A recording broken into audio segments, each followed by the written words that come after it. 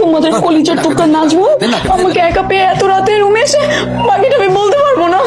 নাজমুল, এসব আমি কি শুনছি? চাচা আমি কিছু করিনি। বেয়াদব ছেলে, তুই কিছু করিস নাই? একটা মেয়ে তার ইজ্জত নিয়ে মিথ্যা কথা বলবে?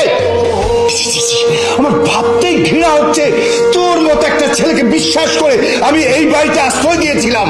আমি আগেই জানতাম তোমার ভাতিজা একটা অঘটন করাবে। ওকে এক্ষুনি বাড়ি থেকে বের করে দাও। অবশ্যই বের করে দেবো। এই, তুই এই রাতে এক্ষুনি তুই আমার বাসা ছেড়ে চলে যাবি। তোর এই চেহারা যেন আমি না দেখি। যাবে না, বেড়া বলছি। এই যে আমার ছোট ভাই নূর মোহাম্মদ, পরেই তোমার পড়াইতে হইব। এর বিনিময়ে তুমি আমার বাসায় 3 বেলায় খাবা আর আমার লগে থাকবা, ঠিক আছে? আর যদি আমার ছোট ভাইটার পড়ালেখায় কোনো কমতি থাকে তাইলে কিন্তু আমি তোমার রাখতে পারবো না, সোজা বাই করে দেবো। ভাই কোনো সমস্যা থাকবে না। আচ্ছা ঠিক আছে। সারাদিন কিছু খাইছো? এটা চেহারা দেখে বোঝা দিতেছে। আচ্ছা তাহলে আনো, সেটা খায় নাও। যা তো ভাত বাড়তে কথা। কি করছিলে তুমি এখানে? সেটা তুমি জানে কি করো? কি করছিলে বলো। তুমি এখানে বাসা করছিলে? হ্যাঁ, থাকার জন্য তো একটা বাসা দরকার। দেখো, ওই দিনের জন্য আমি খুবই লজ্জিত।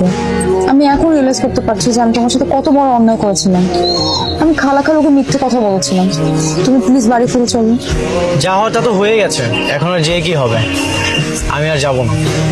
দেখো, আমি সকাল থেকে তোমাকে খুঁজে বেড়াচ্ছি, তোমার নাম্বারটাও বন্ধ। কে বলছে আমাকে খুঁজছে?